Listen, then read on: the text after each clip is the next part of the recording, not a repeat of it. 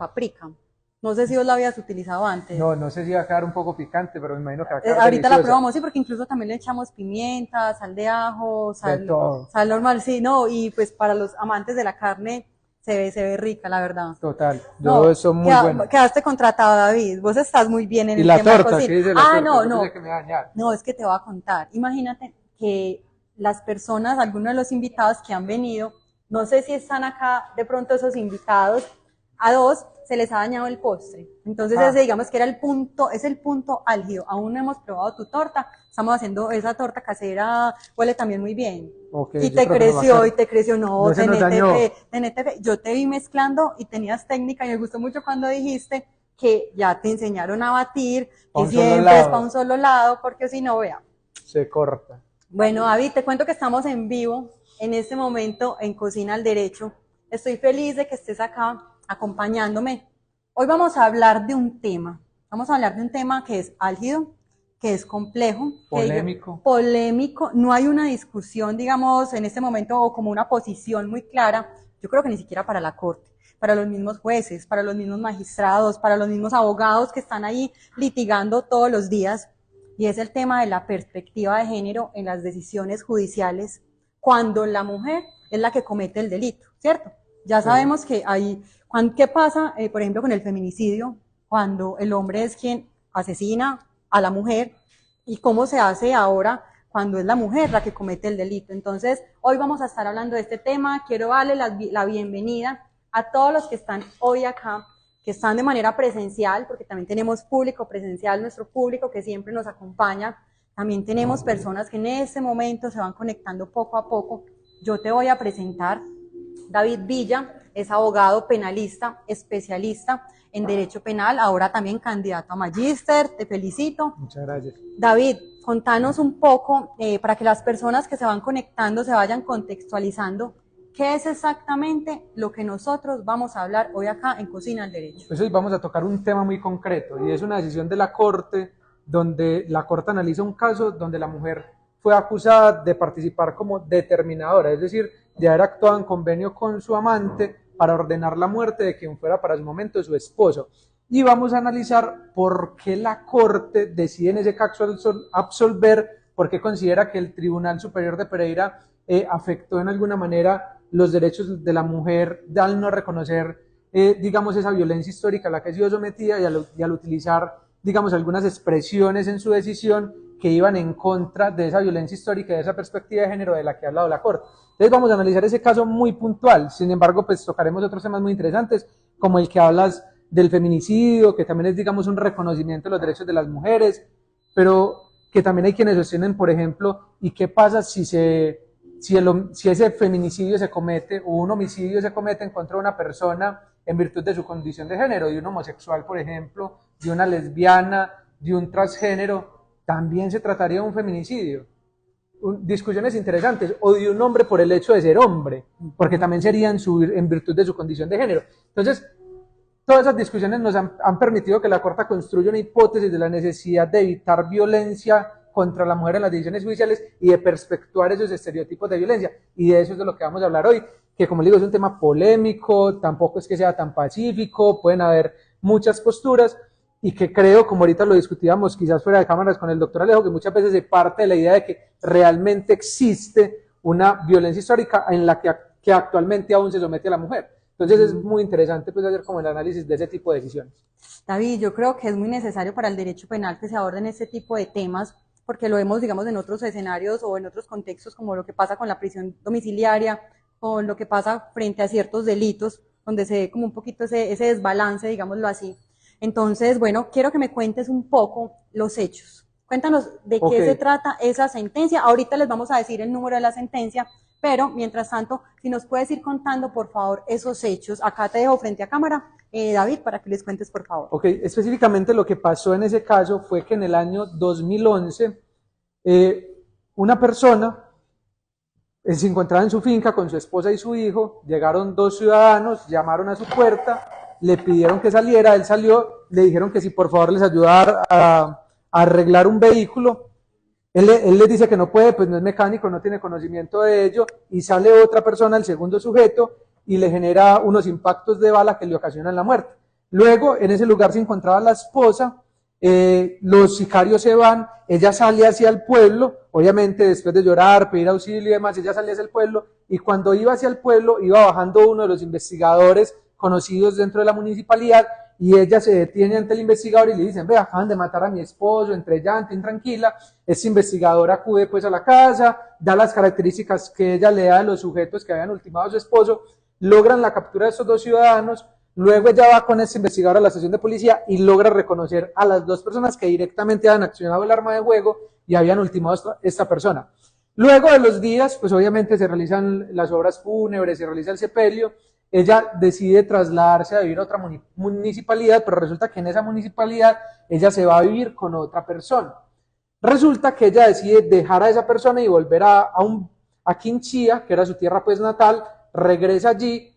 Y esa persona a la que había dejado en Cali específicamente, comienza a ir, comienza a buscarla, comienza a amenazarla, ella lo denuncia, la amenaza era que él le confesó a ella haber ordenado la muerte de su esposo, entonces le decía que si efectivamente ella denunciaba sobre ese hecho y no volvía con él, pues él se hundía, pero lo hundía a ella también, es decir, iba a decir que ella había en convenio con él ordenado la muerte de su esposo. Sí. Y efectivamente eso sucedió. Resulta que al ella denunciarlo, él reconoce la muerte o haber ordenado la muerte del esposo de la señora, y luego de esta situación dice que ella era la que le había sugerido ocasionarle la muerte. Y por eso luego capturan a la esposa y se genera todo un proceso penal en el cual inicialmente en el juzgado de Quinchía, en el juzgado de esa municipalidad, es absuelta en primera instancia, pero luego el Tribunal Superior de Pereira condena a esta ciudadana para luego esta sentencia pues ser, digamos, revocada en la Corte Constitucional. Una parte muy importante que casi nadie sabe de esta sentencia, y es que toda la prueba de la defensa, porque la defensa también aporta prueba, se perdió. Y se ordenó un trámite de reconstrucción de la evidencia, pero ese trámite de reconstrucción de la evidencia que se realiza, la Corte consideró que fue indebido. ¿Por qué? Porque básicamente lo que pasó era que se reconstruyó con base en lo que decía la Fiscalía, las notas que tenía la Fiscalía. Entonces era una reconstrucción parcializada. Entonces solamente la Corte decidió valorar para emitir la sentencia de absolución la prueba de la Fiscalía, que era la única de la que se tenía registro dentro de la actuación. Demasiado interesante. No vamos a adelantarnos a la posición de la Corte, ya más o menos pues hemos dado como tipsitos o pedacitos, pero yo quisiera escuchar preguntas y ya hay dalles para que iniciemos y ahí nos podemos ir yendo, ¿te parece? Perfecto, me parece muy bien. Bueno, acá también estamos preparando la hamburguesa, que a David le quedaron, van a ver que ahorita el resultado se esforzó porque digamos que la cocina tú me decías que no era lo tuyo. Fuerte. Ya, no era lo suyo, pero les cuento que hasta torta hizo. Bueno, entonces podemos iniciar con la ronda de preguntas. Primero, hay saludos felicitándolos por el Día del Abogado. ¡Ay, qué bonitos! Muchas felicitaciones a todos los colegas, se nos había olvidado empezar con esa parte que hoy es el Día de nosotros. Un aplauso para todos. Sí, no, felicitaciones también a los abogados que nos están viendo en este espacio y que interactúan, que han estado como invitados. Gracias por esas felicitaciones tan bonitas. ¿Cree usted que la sentencia de la Corte podría llevarnos a considerar el enfoque de género como una causal de ausencia de responsabilidad similar a las consagradas en el artículo 32 del Código Penal? Yo creo que no, o sea, realmente la Corte no está diciendo que es que todos los casos tengan que mirarse desde un enfoque de género, ni la Corte está diciendo que el hecho de que la acusada sea mujer sea una causal de ausencia de responsabilidad, porque ello implicaría casi que pensar que en ningún caso entonces donde la acusada fuera mujer se estaría cometiendo un delito. Incluso lo que evidencia la Corte es una hipótesis alternativa. Bueno, yo creo que la Corte evidencia realmente dos cosas. Primero, que la prueba de la Fiscalía es insuficiente para demostrar la determinación y los elementos de la determinación de ella. Y en segundo lugar, que si se hubiesen demostrado, existiría una hipótesis alternativa en cual la prueba de la Fiscalía estaría afectada toda vez que digamos, el nuevo esposo o el nuevo compañero permanente de la ciudadana, pues tenía motivos para incriminarla falsamente, y básicamente la condena del tribunal dependía específicamente de la credibilidad que se le daba a esta persona.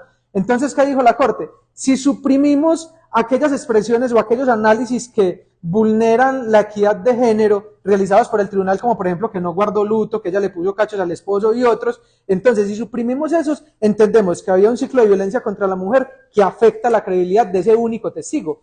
Y por lo tanto, afectada esa credibilidad, de allí no se puede derivar sin duda alguna la responsabilidad. Entonces se encuentra una hipótesis alternativa. Pero además lo que le decía, en ese caso en específico, la Corte quise, a ver, primero, ¿qué es determinar? Es hacer nacer la idea criminal en otro, pero específicamente ¿en quién? En quien realiza el tipo, en quien realiza el delito. En este caso tendría que ser haber hecho nacer la idea criminal en las personas que ultimaron la muerte del ciudadano. Por ello no fue así, porque cuando se revisaba la prueba de la actuación, la persona del amante o el supuesto amante que decía haber ordenado la muerte, dijo, ella siempre me decía a mí que para poder yo estar con ella, tenía yo que matar a su esposo. Él es el que decide buscar otra persona que se llama César y esa persona busca a los sicarios para que se genere la muerte. Pero los sicarios nunca la conocieron a ella. Ella nunca tuvo interacción con los sicarios. Aparte de ello, nunca obligó tampoco de una manera coercitiva al amante a buscar la muerte del esposo. Entonces realmente lo que la Corte se preguntaba es si es posible determinar al determinador. Y eso podría ser posible, pero en este caso habría que pensar si supera el mero consejo. Habría que pensar si efectivamente la sugerencia que yo hubiera realizado sería suficiente para decir que hizo nacer la idea criminal en él y en los autores, o fue una determinación propia de él. Porque que fueron incapaces, exacto. Exacto, porque incluso la Corte dice, bueno, la Corte no, el testigo dice que ella no sabía específicamente que ese día se iba a realizar el homicidio. Entonces, al son de todas esas dudas es que la Corte realmente decide absolver al considerar que no están demostrados los elementos de la determinación. Pero claro, hace un llamado de atención al Tribunal de Pereira porque dentro de los indicios que ellos encuentran para emitir condena, pues vulneran su razonamiento judicial, lo que se ha llamado pues perspectiva de género. Listo. Bueno, siguiente pregunta. ¿Cuál es el enfoque de la Corte Suprema de Justicia al adoptar la imputabilidad de la mujer en este caso? A ver, lo primero es que ¿qué entendemos por imputabilidad? Porque si entendemos por imputabilidad la capacidad de responsabilidad penal de la mujer, tenemos que decir que por el contrario, en este caso, la Corte lo que dice es que la mujer no es responsable, pero no está diciendo que no es capaz de responder penalmente. La Corte dice, claro que una mujer puede efectivamente ocasionar la muerte de alguien, en ese sentido tendría capacidad de imputabilidad, ¿sí? Pero si lo que entendemos por imputabilidad es si ella era responsable en este caso en específico, la Corte encuentra duda y en virtud del principio indubio pro reo, pues decide absolver. Bueno, yo quiero acá hacer una pausa para mostrar la obra de David, mira. Te quedó súper rica, felicitaciones. Acá todos hoy van a comer delicioso, van a almorzar rico, tarde pero rico. Tarde pero rico. Y bueno, quiero hacerle también un agradecimiento a nuestros patrocinadores, incluso acá dentro de la receta están las deliciosas papas Monterrojo, de la empresa Monterrojo, que tiene nachos, que tienen una variedad de productos mixtos, súper ricos. También tenemos a Confit Colombia, quien va a entregar una ancheta de productos al igual que Monterrojo. Ah, bueno, ahí tengo que hacer la pausa. Recuerden que dos de las preguntas que más les gusten a David van a ser los ganadores de 2 anchetas. Una de Productos Monterrojo, otra de Productos Confit Colombia, y tenemos otro patrocinador que es la Librería Jurídica Sánchez, que en suministra uno de los libros que yo creo que David los quisiera para él. Son unos textos. Sí, total. Yo vi 2 textos allí que me quisiera robar para mí, pero eso es para regalarle a nuestros conectados. Tenemos 3 textos que vamos a regalar. Tú escoges entonces quién se va a ganar 2, el otro se gana 1, más las 2 anchetas. Entonces, para que participen, para que interactúen. Y bueno, como ven, este super espacio, esta super cocina, Casa Magna, siempre nos recibe con todas las personas que trabajan acá, con calor, con amor. Yo acá siempre me siento feliz como en casa. Entonces, gracias a los patrocinadores, recuerden participar. David, felicitaciones por tu hamburguesa. Voy a ir repartiéndolas mientras pasamos a la siguiente pregunta. Yo voy a ir armando otras mientras Perfecto, sí. Recuerda acá echarle, estos no tienen salsa, entonces ya tú vas agregando. Yo le dije que Y recuerda, esta es la base, la parte de arriba. Listo. Ok. Dale, entonces seguimos con la otra pregunta. La siguiente pregunta es, ¿cómo se aborda la culpabilidad y la rehabilitación en mujeres que han cometido homicidio en comparación con hombres? Pues a ver, realmente en el tratamiento penitenciario uno tendría que decir que no hay mayor diferenciación en la forma en la que se realiza el tratamiento penitenciario de una mujer y de un hombre cuando han sido condenadas por el delito de homicidio. Incluso una de las excepciones, por ejemplo, de la ley 750 para otorgar la prisión domiciliaria a una mujer que sea madre cabeza de familia es precisamente que se trate del delito de homicidio. Entonces, uno tendría que decir que en principio no hay diferencia en el tratamiento penitenciario, que se encuentran aisladas, que generan trabajo, pero realmente los hombres también tienen la posibilidad de trabajar, de estudiar. Yo no he encontrado una diferencia real en el tratamiento penitenciario rehabilitador de una mujer y de un hombre. Incluso uno tendría que decir muchas veces que si uno hablara de violencia histórica contra la mujer, algunos de los trabajos que son asignados a las mujeres dentro de los tratamientos penitenciarios, pues lo que hacen es perpetuar esos ciclos de violencia histórica, porque muchas veces uno las encuentra barriendo, trapeando, las encuentra cocinando, es decir, trabajos que tradicionalmente realizan las mujeres. Entonces, no encontraría diferencia real ahora, pero sé que efectivamente eso irá cambiando a través de los tiempos. Ahí tiene que cambiar también. Y tiene que cambiar. Es necesario. Listo, seguimos con la siguiente pregunta. ¿Cuáles son los requisitos o lineamientos que dan a la mujer la categoría de cabeza de familia? Pues a ver, digamos que existen dos normas, como quizás contaba antes de la entrevista. ¿Por qué digo que existen dos normas? Porque existe una norma que establece la prisión por ser madre cabeza de familia y existe otra norma que establece la sustitución de la prisión por un servicio de utilidad pública. Entonces, respecto del primer tipo, tenemos un desarrollo jurisprudencial muy claro que establece, primero, que efectivamente esta persona tenga a cargo hijos menores, personas incapaces mentalmente, o personas mayores que sean incapaces, pues obviamente, de trabajar y de valerse por sí mismas.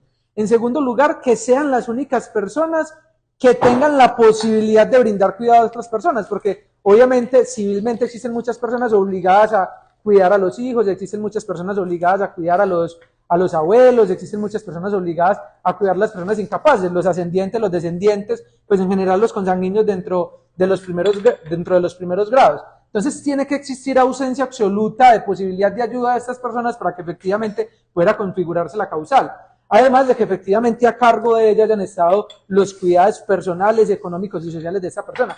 Pero digamos que estos requisitos tan complejos, pues efectivamente es a partir de la ley 750 y el artículo 314 numeral 5 de la ley 906 de 2004. Pero cuando uno analiza la ley 2292 del año 2023 que establece el servicio de utilidad pública para madres cabeza de familia, la ley específicamente trae un concepto específico de madre cabeza de familia, que ya no implica toda esa rigurosidad que tenían los conceptos anteriores, y solamente nos dice que para esa ley en particular se entiende por madre de cabeza de familia la que haya tenido en su custodia y su cuidado personal y económico a los menores o a esas personas que requieren cuidado especial. Entonces se requeriría cuidado económico, cuidado social, cuidado afectivo de esas personas. Entonces, por eso digo, existen como dos formas de consideración. Claro, falta ver, como es una ley muy nueva, si la Corte va a extender esos otros requisitos que ya han establecido para las otras dos normas que les cito, al servicio de utilidad pública también, para poder consolidar, digamos, esa medida diferenciadora frente a la mujer. Podría ser que la Corte dijera también, se requiere ausencia absoluta del grupo familiar, podría ser que dijera también, si existen otras personas. Bueno, todos los requisitos que ya les conté de lo otro, falta ver si lo van a ampliar, pero la ley en sí misma, la ley 2292, en mi criterio, establece un criterio propio de ser madre cabeza de familia. Perfecto, David. David, están muy interesantes esas preguntas. Pero mucho. No, en realidad, pues son temas que yo te agradezco que expliques porque yo no manejo muy bien esa área y cuando tú lo cuentas, que y esas normas que las tienes claras, entonces, bueno, es importante que también si hay estudiantes de Derecho apunten y tomen nota y aprovechen de esos espacios para aprender. Vamos para la siguiente pregunta. ¿Cómo puede la inteligencia artificial contribuir el análisis de género en las decisiones judiciales en casos de homicidio? Pues, a ver, digamos que uno podría decir que la inteligencia artificial no solamente en casos de homicidio podría contribuir, sino realmente en cualquier caso. Pero yo creo que realmente lo que podría aportar la inteligencia artificial es un análisis masivo de información, ¿cierto? Porque si pretendemos sustituir al juez por la inteligencia artificial, entonces tendríamos que decir que lo que sería innecesario sería el juez. Yo no creo que eso sea posible. Pero lo que sí creo es que el análisis de información, por ejemplo, que nos pueda entregar la inteligencia artificial nos podría ayudar a identificar criterios, si es que existen, de violencia de género perpetuada contra la mujer, nuevas formas de violencia contra la mujer, porque ese análisis masivo de datos, pues efectivamente hacerlo solamente a través de la capacidad personal de una persona podría omitir cierta cantidad de información. En cambio, la inteligencia artificial pues tiene la capacidad de analizar los comportamientos humanos, los datos consignados en Internet, o sea, mucho tipo de información que quizás de manera personal no seríamos capaces de sintetizar de manera permanente, por así decirlo. ¿Cuáles son los principios instrumentales internacionales que fueron fundamentales a aplicar en este caso en concreto? Sí, habrán. Pues, a ver, realmente la Corte, pues si bien hace una cita, digamos, de jurisprudencias anteriores, si bien hace una cita de jurisprudencia de la Corte, pues no establece en específico, digamos que normatividad internacional se haya aplicado al caso concreto, pero evidentemente la decisión está permeada por toda la legislación internacional que pretende garantizar los derechos de la mujer y que pretende evitar esos ciclos de violencia histórica o que se perpetúen esos ciclos de violencia histórica. Pero tendríamos que decir que la Corte en específico haya citado un principio internacional o haya establecido la preponderancia de un principio de una regla internacional para resolver el caso concreto, no, porque la Corte parte de una idea que era algo que también discutíamos ahorita quizás fuera de cámara, y es que realmente existe unos ciclos de violencia histórica que no se pueden perpetuar y que no deben afectar el razonamiento judicial. Entonces, digamos que la Corte parte de que efectivamente las decisiones judiciales deben propender por evitar los ciclos de violencia contra la mujer, y parte de reconocer que la jurisprudencia colombiana ya lo ha reconocido y por lo tanto, digamos que no se centra en realizar un análisis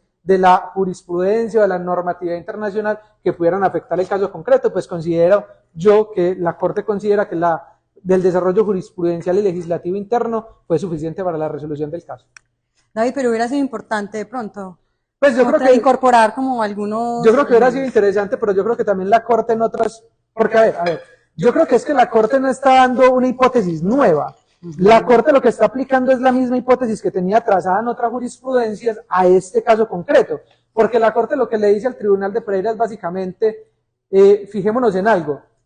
La Corte viene diciendo que en los casos donde la mujer sea víctima de violencia, hay que evitar que el razonamiento judicial se vea permeado por circunstancias de género o, digamos, por interpretaciones de género que normalmente han afectado la violencia de la mujer. Entonces, lo que dice la Corte es, en este caso específico, había violencia de género contra la mujer, porque esta persona la acosaba, cuando se devolvió de Cali hacia Quinchía, la buscaba, le decía que si no volvía con ella le iba a denunciar, le iba a incriminar del crimen. Entonces decía la Corte, hay que tener en cuenta que aquí había un ciclo de violencia contra la mujer y ello obligaba a adoptar la perspectiva de género. Entonces la Corte lo que dijo fue, todo eso que hemos dicho en otras jurisprudencias respecto a la perspectiva de género, cuando hay violencia contra la mujer, o en otras jurisprudencias donde sí se ha hecho el análisis del contexto internacional, la legislación internacional, la jurisprudencia internacional, lo que estoy diciendo, todo eso también tenía aplicación en este caso, porque nosotros evidenciamos un ciclo de violencia contra la mujer que no fue tenido en cuenta por el tribunal y que incluso ese ciclo de violencia que tuvo en cuenta, digamos que no fue tenido en cuenta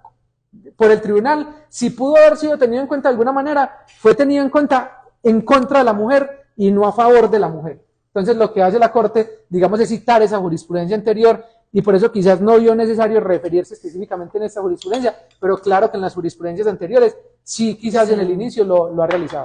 Excelente. Bueno, sí, ¿cómo vamos con esas preguntas? ¿Cómo va la interacción? Bastantes preguntas, entonces estoy intentando coger de diferentes personas para que todos puedan participar. Claro que sí. Okay. ¿Es posible que las bandas criminales usen a las mujeres para cometer sus crímenes y así garantizar la impunidad, tal y como ocurre con los niños, niñas y adolescentes?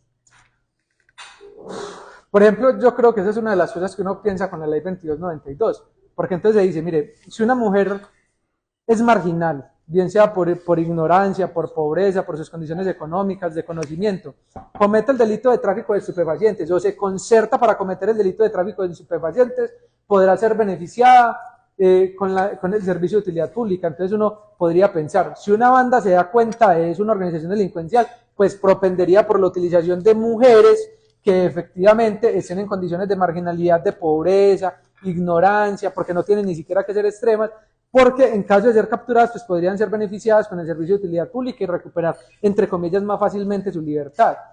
Entonces, si una organización delincuencial hiciera eso, pues uno tendría que decir que, claro, luego se podría juzgar por ese hecho, pero también tendría que decir que podrían eventualmente apropiarse de esa circunstancia para facilitar los fines de la organización. Esperemos que lo que se ha hecho para mejorar no sirva para denigrar aún más a la mujer. Uy, muy interesante eso. Muy interesante. Sí. Teniendo en cuenta la importancia de la valoración de la prueba en proceso judicial, ¿por qué considera usted que al momento de hacerse la valoración de la misma fue insuficiente en esta sentencia? Bueno, lo que les decía, a ver, yo no considero que la valoración de la prueba haya sido insuficiente, porque yo creo que incluso la Corte avisora dos hipótesis alternativas que excluían la responsabilidad, una teniendo en cuenta el enfoque de género o el análisis de la prueba o el razonamiento judicial realizado con base en el enfoque de género, y otra sin necesidad de ello, ¿cierto?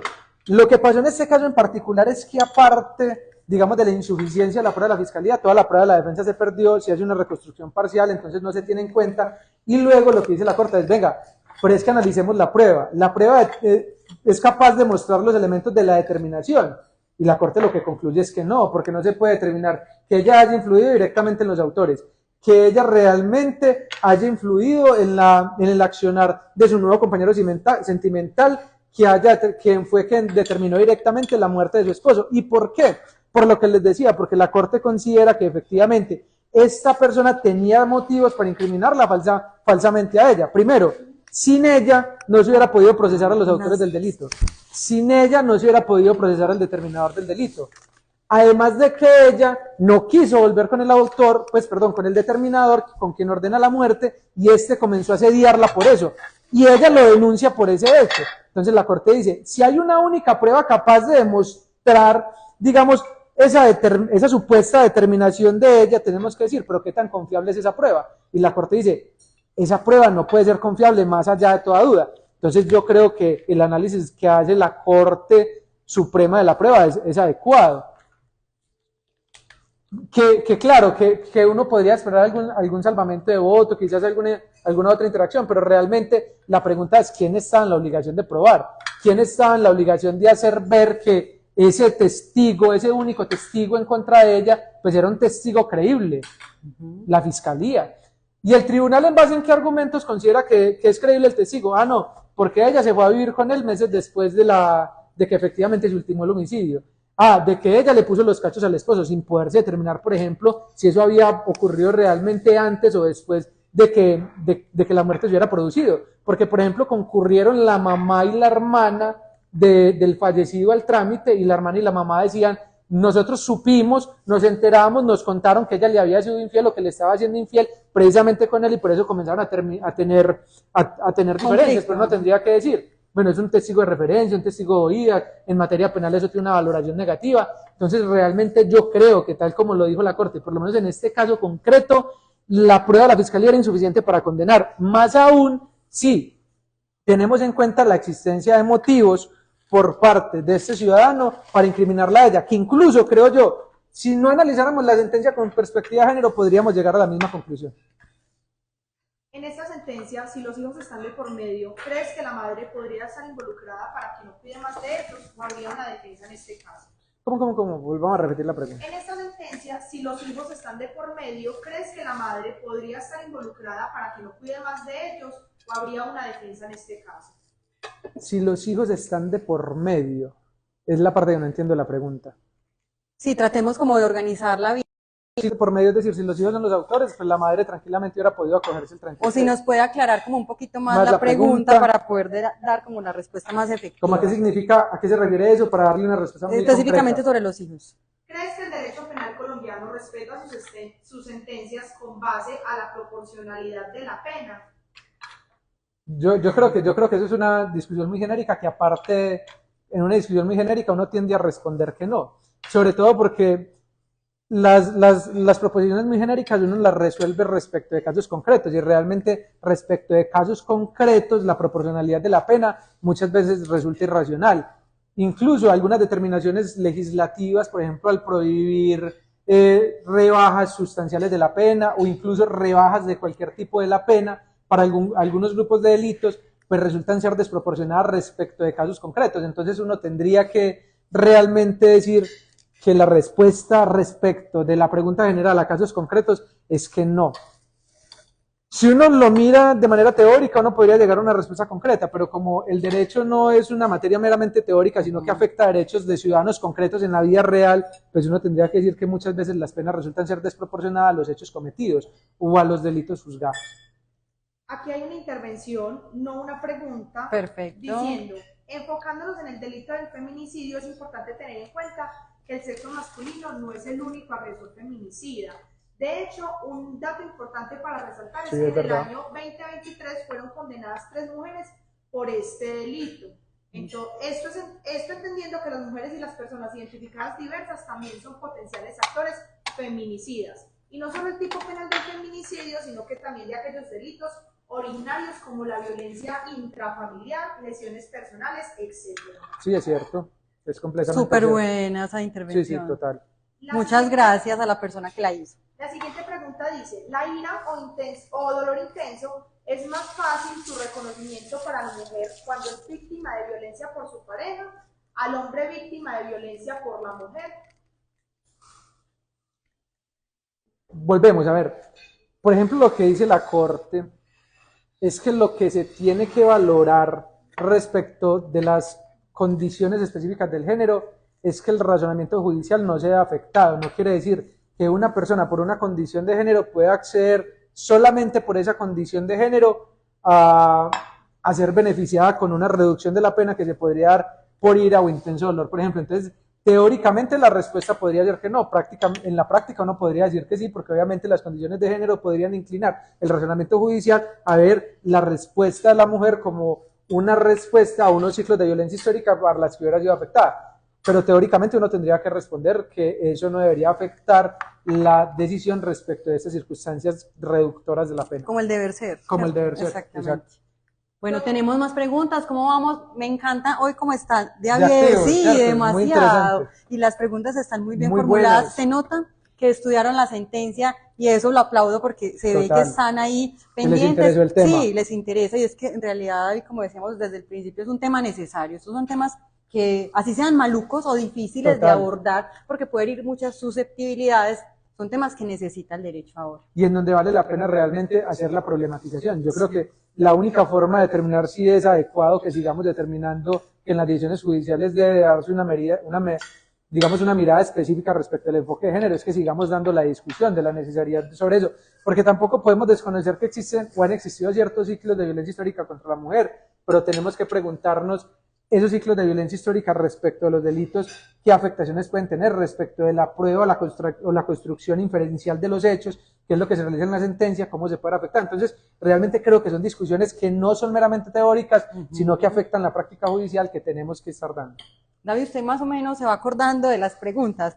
Me imagino que ya hay alguna más que otra que te ha marcado, porque son varias, entonces como para tener un contexto más o menos, no te vamos a decir nombres porque para garantizar la transparencia simplemente son las que más te van sonando. Listo.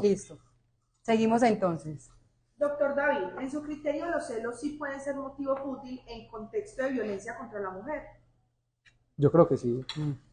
Pues la cuestión es que más que motivo fútil, como sería, digamos, la pena o el criterio por el cual uno aplicaría el homicidio agravado en la legislación anterior, digamos que la celotipia sería el factor fundamental para determinar que ese homicidio en contra de una mujer se cometió por una circunstancia específica de género de la cual ha sido víctima históricamente y por lo tanto debería ser penado por feminicidio y no por homicidio agravado. Entonces, si uno lo mirara en la legislación anterior, yo creo que sería un criterio un criterio propio de agravación de la conducta, pero creo que en este momento sería como el criterio que determinaría la comisión del feminicidio y no el homicidio. La violencia contra el hombre es castigada en Colombia. Pero espérate que se me viene una idea también a la cabeza interesante respecto al otro. Bueno, pero respondemos contra la mujer con mayor pena frente al feminicidio cuando se mata a una mujer por un hombre por celos. Pero ¿por qué la pena tiene que ser diferente cuando es al revés? ¿Solamente porque se reconoce un ciclo de violencia histórica o tiene que haber algo más en el caso concreto que se diga que hay mayor desvalor de acción para ser sancionado mayor? Y es el valor de la vida. Y es el valor de la vida, es exactamente el mismo caso. Entonces, yo creo que la pregunta todavía sigue siendo objeto de un debate interesante para resolver, porque realmente en ese caso, como una pregunta anterior, podría ser una desproporción de la pena respecto de dos personas que cometen un mismo hecho por un mismo motivo. Entonces, ¿por qué a una la vamos a penar con más y a otra la vamos a penar con menos? Es una pregunta de proporcionalidad. ¿La violencia contra el hombre es castigada en Colombia? Sí, total. O sea, efectivamente, el delito de lesiones personales no distinguen que el sujeto pasivo o el sujeto activo sea la mujer o el hombre. El delito de violencia intrafamiliar no distingue que el sujeto pasivo o la víctima sea hombre o mujer. El homicidio no distingue que la víctima sea hombre o mujer. La violencia contra el servidor público no se determina porque la víctima sea hombre o mujer. Claro, la violencia contra el hombre es penada en Colombia, pero sí hay que decir que el hecho de ser mujer pues genera normalmente un mayor reproche cuando esa violencia se genera por el hecho de ser mujer. Incluso la Corte ha tenido que salir a aclarar eso, porque por ejemplo en las lesiones personales o en la violencia intrafamiliar existen circunstancias de agravación de la pena cuando la violencia se comete contra una mujer, pero la Corte ha dicho, pero es que no importa que la víctima en sí misma sea mujer, o sea, que el hecho sea contra la mujer no implica que sea de penar mayor, solamente si la violencia generada contra esa mujer tiene un motivo de discriminación de género, porque claro, si no, lo que les decíamos ahorita, habría una mayor pena solamente por el hecho de ser mujer, lo que implicaría una mayor protección por el simple hecho de ser mujer, y ello sería desproporcional respecto de la protección necesaria que debe también garantizar el Estado al hombre. David, te quedó súper bien la torta, de Quedó verdad. muy buena. Sí, ahora vamos a rellenarla con el delicioso ¿Con qué le arequipe. ayudo? Ya te va a pasar. Sí, porque es que David, de verdad, hoy consiguió asistente.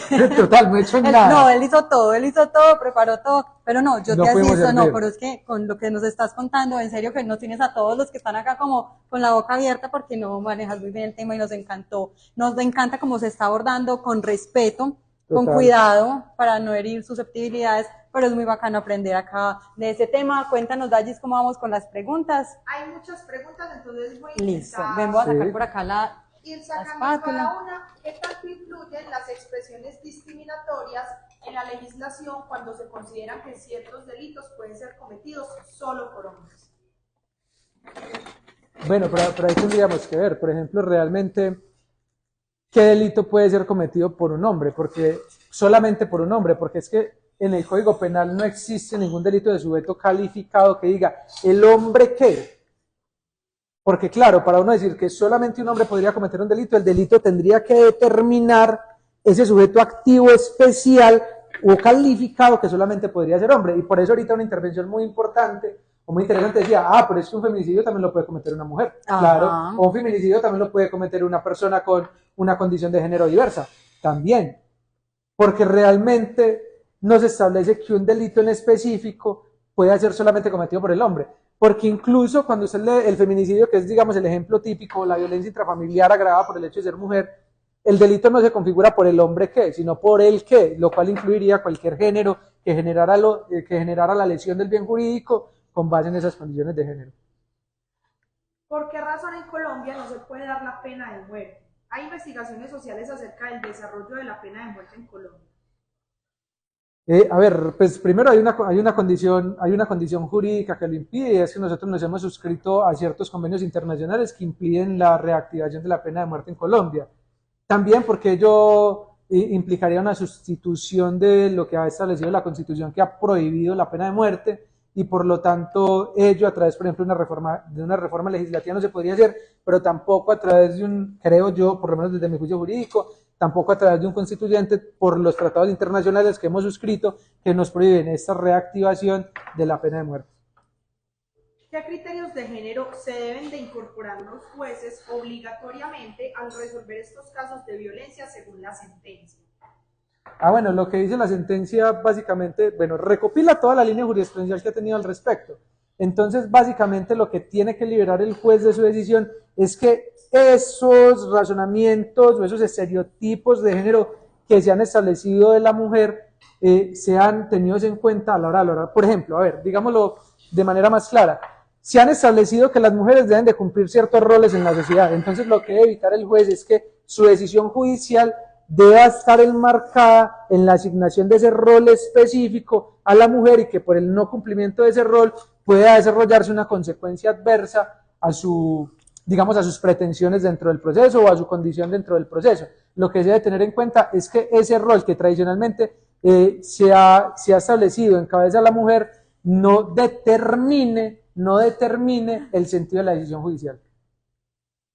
Ya por acá David ya está pidiendo los platicos para Okay. Bueno, no sé si te voy a urgencia. dejar, no, acá te tengo tu hamburguesa, no creas que acá te dejamos porque te la mereces, Okay. no, para que acá esparzas el azúcar. Listo. Simplemente le haces así. ¿Eso es azúcar? Sí, azúcar 3X, Uy. azúcar pulverizada, le haces acá por los laditos.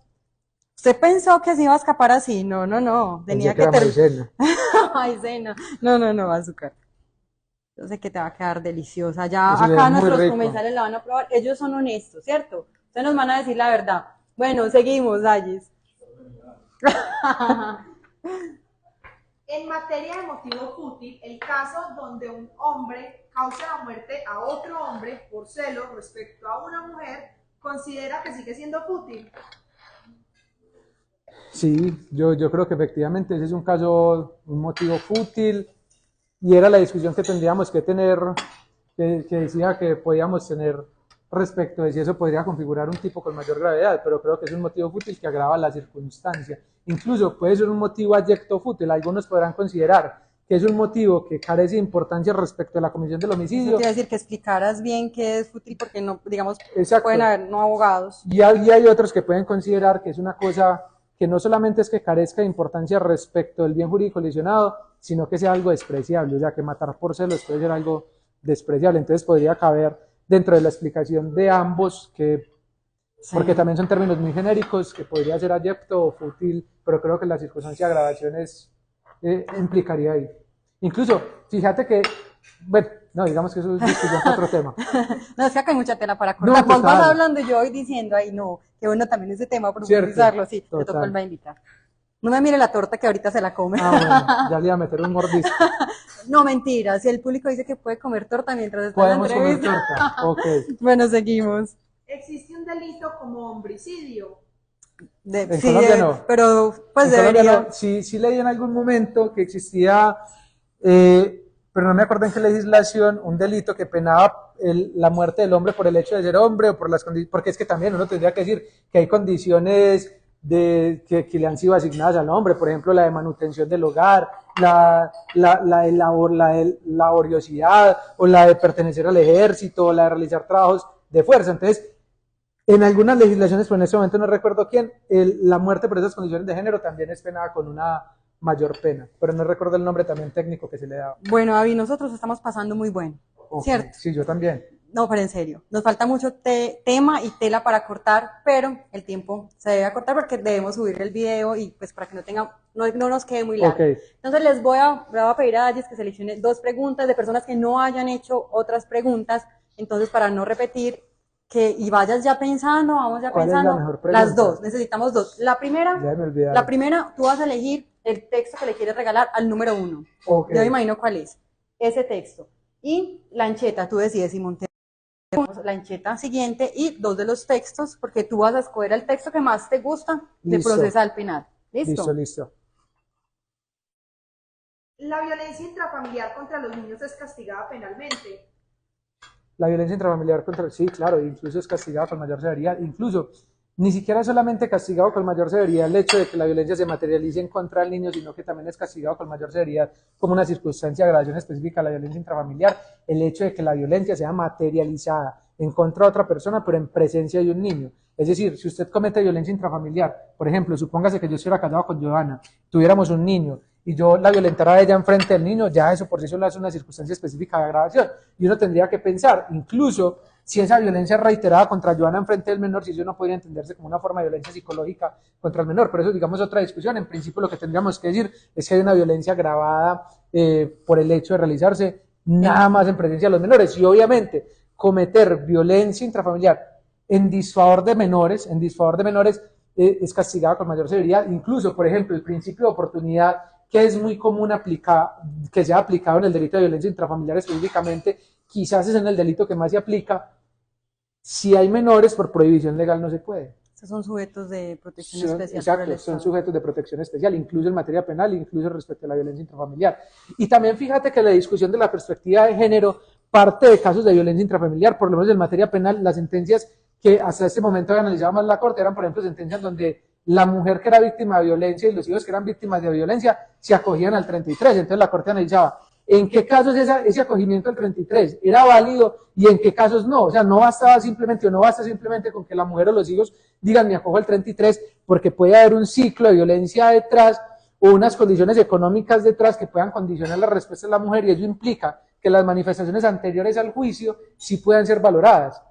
No lo mismo en el juicio, porque obviamente no te podemos obligar a hablar, pero como ya habías denunciado, hay unas declaraciones previas, por regla general tampoco se podrían valorar porque te acogiste el 33, pero en esos casos de invalidez de esa declaración sí se puede. Y por ejemplo hay un caso de invalidez muy simple, que me parece a mí demasiado simple, y es que la violencia tenga un enfoque, por ejemplo, económico, un enfoque de género que pueda condicionar el hecho de que usted se haya acudido al 33. Por ejemplo, supóngase que la manutención económica de su hogar, de usted que es víctima de violencia intrafamiliar, dependa exclusivamente del hombre, y que si el hombre es penado, pues evidentemente la subsistencia suya y de su hija o de su hijo se van a ver en riesgo.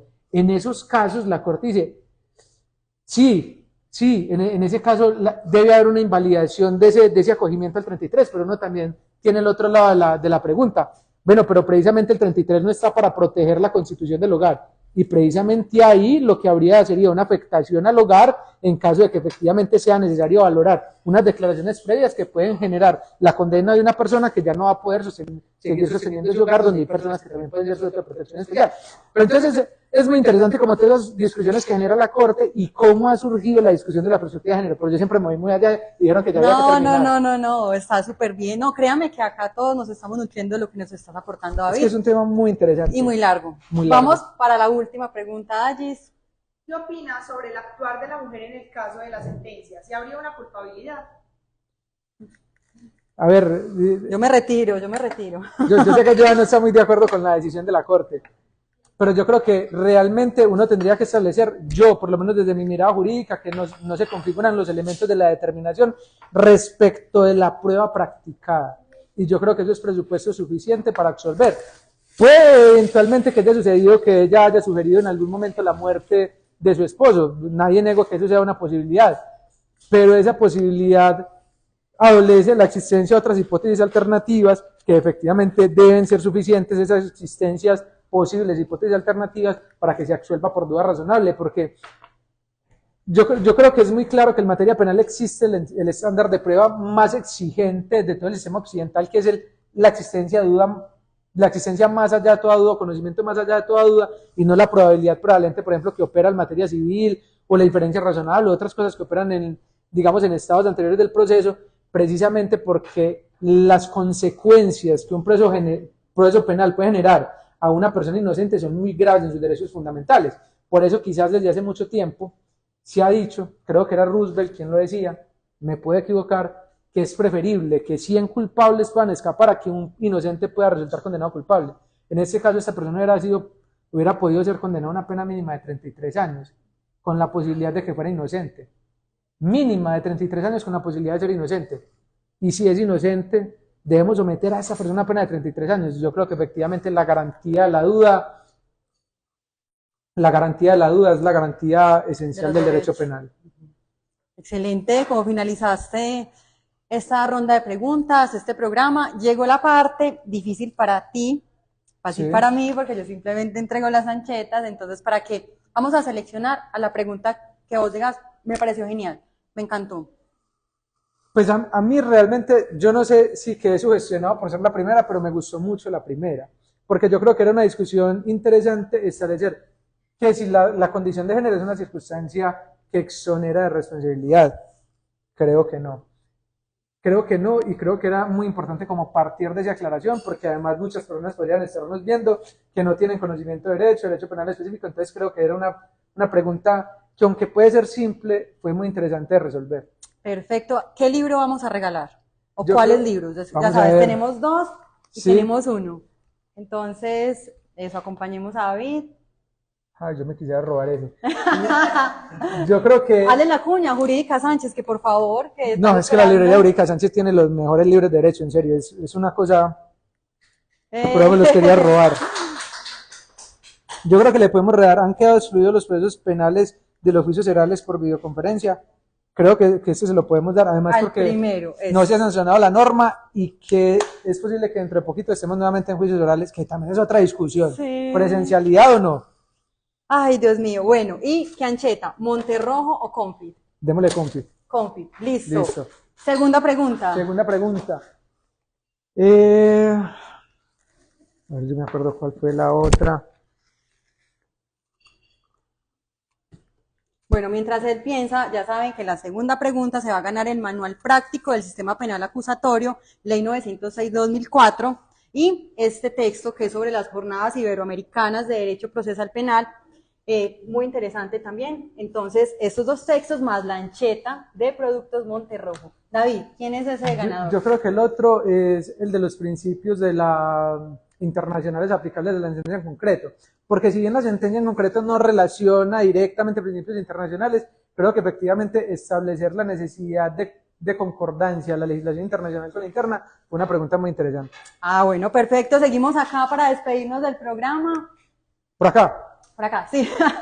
Bueno, vamos entonces ya a despedirnos, no sin antes darle las gracias a ustedes que se tomaron el tiempo, David, ven para acá, que se tomaron el tiempo de formular estas preguntas, obviamente a mi invitado David, que lo hiciste súper bien, en serio, que hiciste productos deliciosos, que acá todos se saborearon, todo te quedó súper rico, gracias por abrirte, por participar. No es fácil estar cocinando, estar hablando de un tema tan complejo como ese. Gracias también a las personas que hoy están acá, a nuestros patrocinadores. Esperamos que nos sigan acompañando, que sigan participando. Y bueno, feliz Día del Abogado. Salud, David. Muchas gracias. Despídete. Chao. Chao, que estés muy bien.